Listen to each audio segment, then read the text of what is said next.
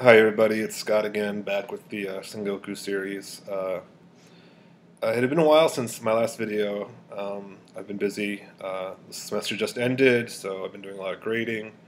I finished the first chapter of my dissertation, and obviously I've been traveling a lot for the holidays, Hanukkah, Christmas. So haven't had a lot of time to do the research for one of these videos because I do like to know some of the facts and stuff before I sit down and do these.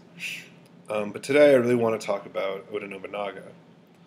Um, I feel like I've covered a lot of the culture and the history, the basic history of this time period. And I feel like in covering a lot of these biographies, these major figures, it'll really tell the history as well, the events and so on. Who was Oda Nobunaga? Well, and why don't we know more about him in the United States and the West?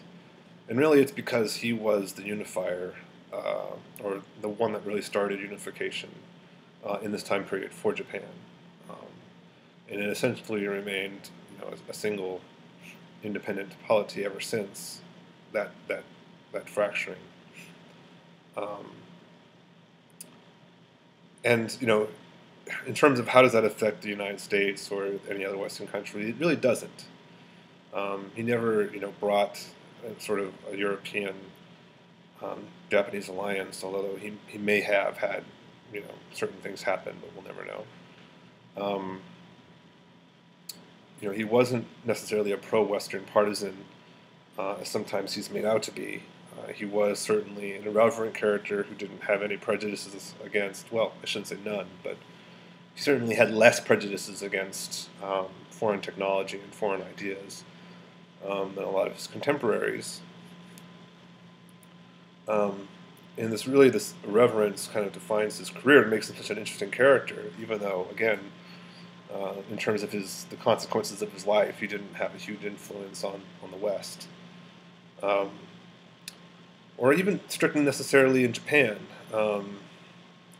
You can't really say that a lot of people followed his model because he didn't really live long enough to really set the foundation for that legacy. He was assassinated in 1582 at the height of his power, so it was before all of Japan had been unified, but it was pretty much a settled question that it was just a matter of when than if he would do it. So again, you can't really say that his life in sum had a long-lasting consequence even in Japan. But it's really this personality thing, because even from his very early age in the 1540s,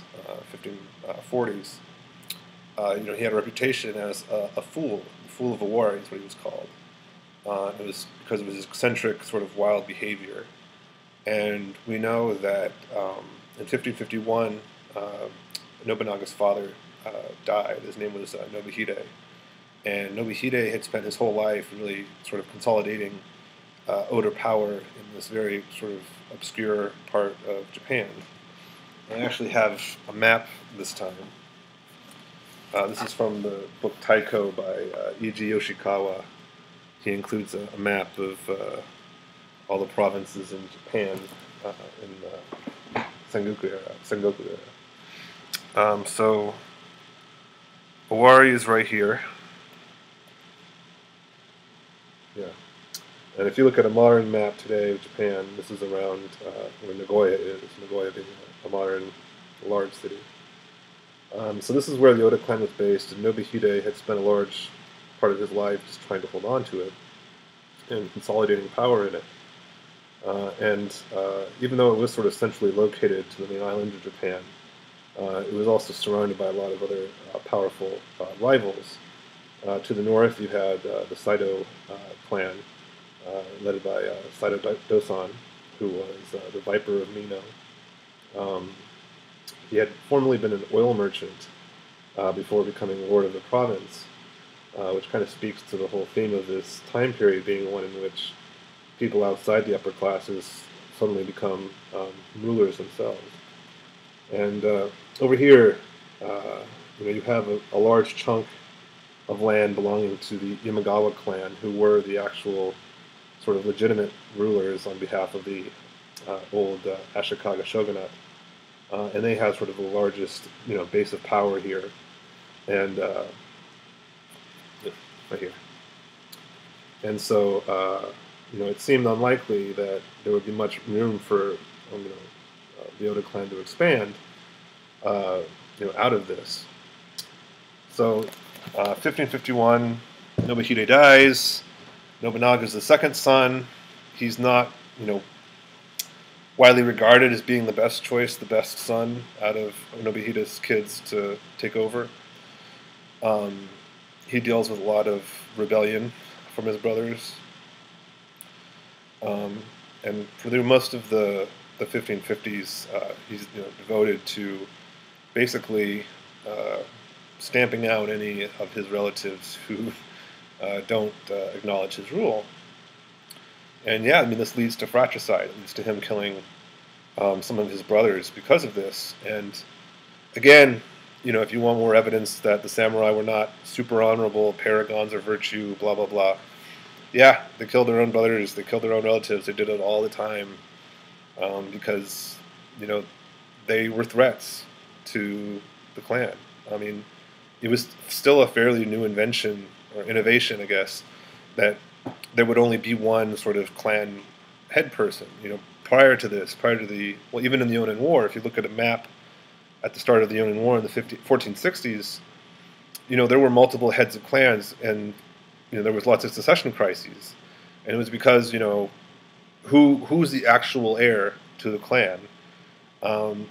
Maybe some of these sons get some of this land titles over here. These other sons get different titles and lands over here. So the idea of there only being one heir and it being a settled issue is a fairly new practice. So Nobunaga spends his time doing that in the 1550s. His tutor in 1553, Harate Masahide, kills himself. He commits ritual suicide. In the West, it's often mistakenly called harakiri or harikiri. Harikiri, I believe it's right. I always think of the Cubs announcer harikiri, but in Japanese, it's actually called seppuku, and it's where if you have disgraced yourself, if you've disgraced your clan, and you want to regain some of your honor, you slice open your belly, and you're supposed to have a second on hand who will cut off your head and end your suffering after you've proven your bravery and your resolve and whatnot. Although the reality is that very quickly it became so that people who were committing ritual suicide didn't actually have to go through with it. Unless they were being forced to do it or something. But usually you would pick a guy who would know that as soon as you kind of touch the blade to your stomach, they should cut off your head, as opposed to waiting for you to do the whole thing and then be in a lot of pain before you get killed. So it wasn't, necessarily as badass as it might sound or whatever.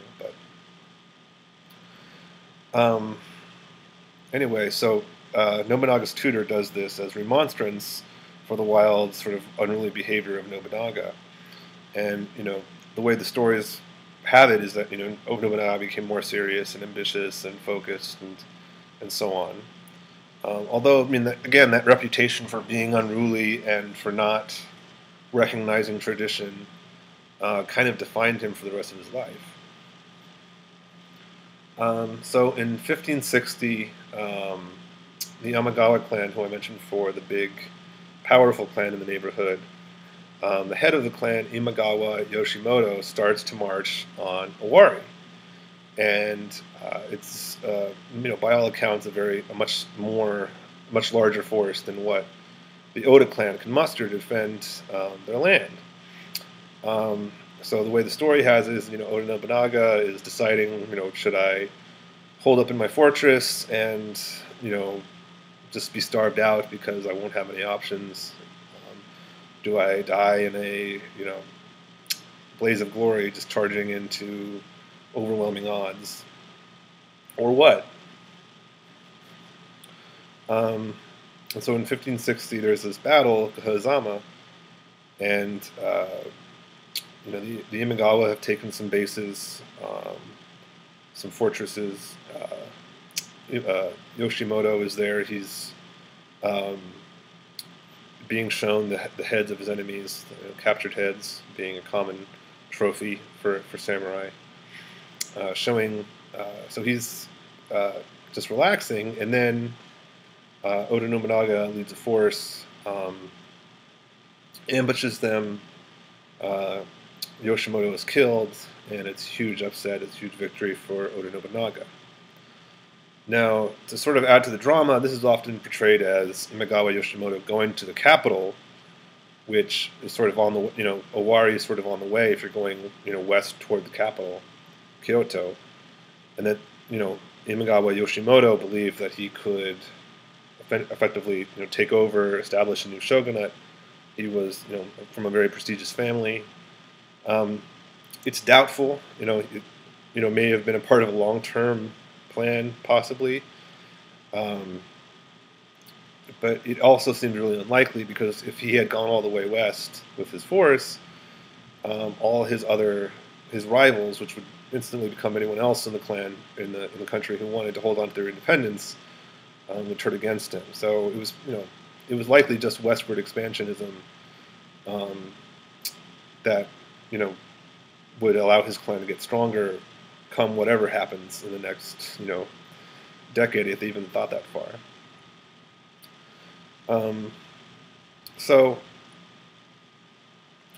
Nobunaga wins this huge victory. It's really sort of unreliable. How many men were involved, whether or not it was a fair fight. Just looking at a map, it would seem that a three-province force would muster a larger force than a single province that had just only recently been unified. But again, it shows the sort of unpredictability, the sort of lack of caution, the aggressiveness that Nobunaga showed in pursuing sort of his ambitions. Like, he didn't. Not only did he not rule out things just because they were unconventional or non-traditional, he pursued things that he believed in very aggressively. Whereas other warlords of this time period kind of just sat back and waited for events to unfold, he really went out there and made them happen. So after this happens, he forms an alliance. Oda Nobunaga forms an alliance with the Matsudaira clan, which was situated in Mikawa province, which is a province right between Owari province and sort of the key three Imagawa provinces. And the Matsudaira had sort of, without the same success as the Oda, tried to hold on to their independence in the 1550s, ended up being sort of subjugated by the Imagawa clan. And now that they were sort of free, once the Imagawa suffered their terrible defeat, Oda formed an alliance, Nobunaga, with Matsudaira Motoyasu, who would go on to become Tokugawa Ieyasu, who was sort of the third final person, guy who actually unified Japan after the Sengoku period. And they had a very strong alliance, a very interesting relationship. They weren't really friends. They weren't really. I mean, we don't know if they were friends really. It didn't seem like their relationship was based out of friendship, more out of common shared interests. And it's pretty clear that Nobunaga was the senior partner in this, largely purely political alliance. He enjoyed the most success. He was really spearheading all these big moves. He didn't really. He expected support from the Matsudaira. He wasn't all that great about providing support to them when they were in a tough spot. At the same time, they also, even though they didn't really reap a lot of privileges, the Matsudaira did, in fact, have an independent power base. They could claim Mikawa as their own. They had their own families that served them. If you look at the other sort of, people who served Oda Nobunaga, very few of them actually came from a position of, I'm also a holder of of a great deal of land and power and sort of the resources to be on my own. I don't need you.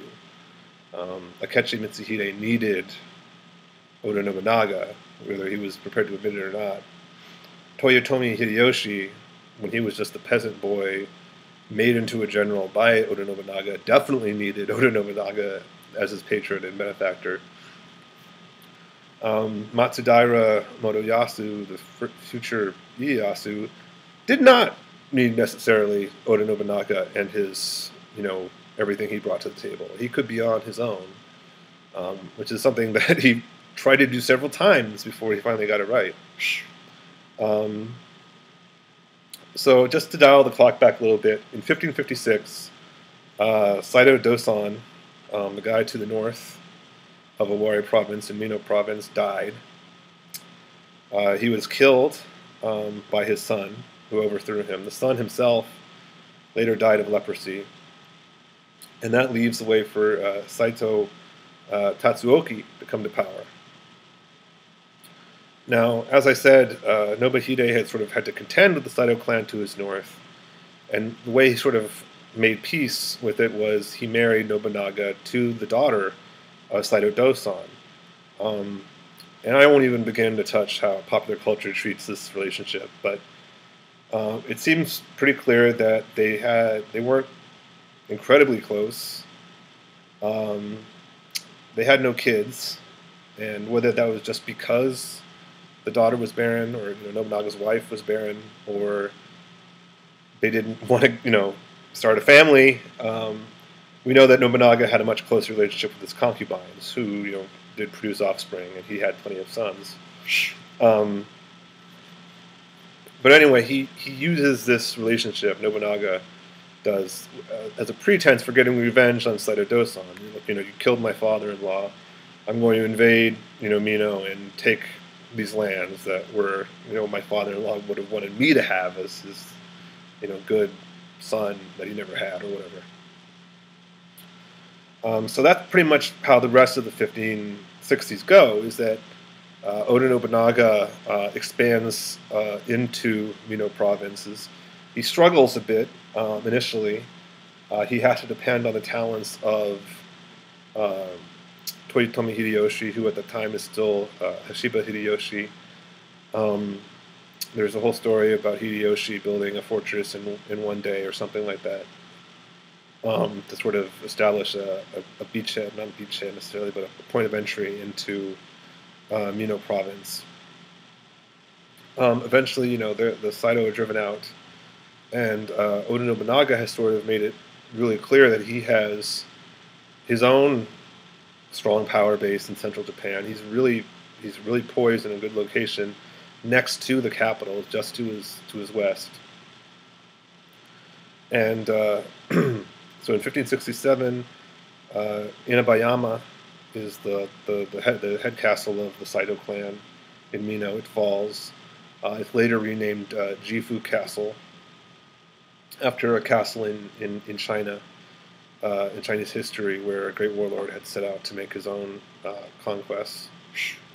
And in 1568, that's when Ashikaga Yoshiaki, who has a claim to the Ashikaga shogunate, comes around and joins up with Oda Nobunaga to ride on the capital, displace the people in power in the capital, and establish Yoshiaki as the new shogun, with Oda Nobunaga as a partner, a benefactor. It's sort of unclear, and as we will see, leads to some major problems for Nobunaga. But chronologically, I just want to leave it at that. Sorry about that. That was my dog walker. Just pop it in. Anyway, so chronologically, that really covers Oda Nobunaga in the 1550s and 60s. And really, it's important to look at this time period to sort of get that feel for Nobunaga as being different from his contemporaries. That reputation as this eccentric, outlandish character really shows his lack of reverence for tradition and for the way things are, and how they're supposed to be done. You look at guys like Usuji Kenshin, who was another warlord from this time period, very religious, very reverent of Buddhist power in Japan. Nobunaga, however, took a much more practical view and saw the Buddhist temples for what they were, which is primarily political institutions. And if you want a Western analog, look at the Knights Templar or the Teutonic Knights, which, ostensibly were monks with swords. They were primarily religious institutions, but they were also very political. And there's sort of this paradox of a institution that's supposed to be above the world or not concerned with worldly interests, and yet also being very much a political force in the real world.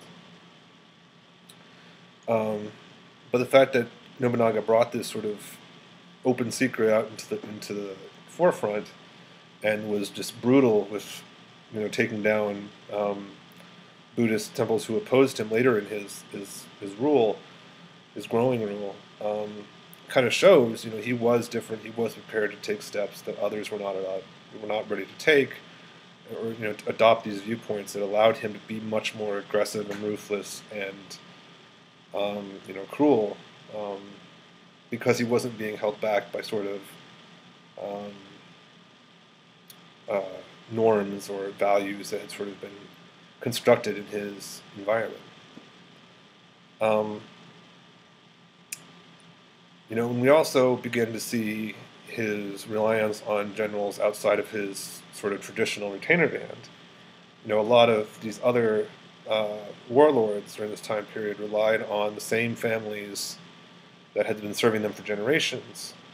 Oda Nobunaga, partly because he came from such a minor family himself, did not have a slew of prestigious families from which to draw his retainers. So he sort of took them wherever he could find them, which is to sort of allude to the early history of Toyotomi Hideyoshi. He was a peasant. He was almost the very bottom of the social totem pole, and he rose from being a sandal bearer, a nobody, to becoming one of Oda Nobunaga's most trusted subordinates.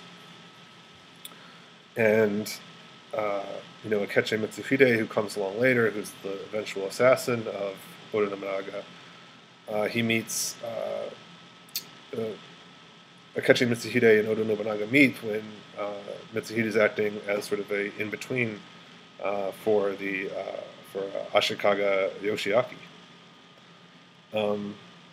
So he sort of sees value in these people and promotes them and gives them opportunities, and yet at the same time he's also he has no real sense of loyalty. He ends up moving his generals around and sort of challenges them to do well in all these different conditions, as opposed to just plopping them down, giving them a title, and rewarding them for their help. Which upsets a lot of people.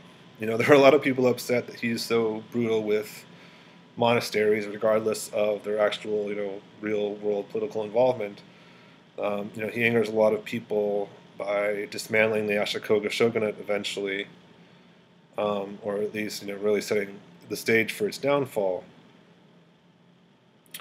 Or at least not setting the stage, but being the final nail in the coffin, put it that way. And because he doesn't really have a sense of loyalty, there's no real trust there, and I think that plays a large role in his assassination. So by the time he does take Mino province, defeats the Saito clan, and again brings a lot of their retainers into his retainer band, he really is posed to make that march on the capital, which is exactly what he does.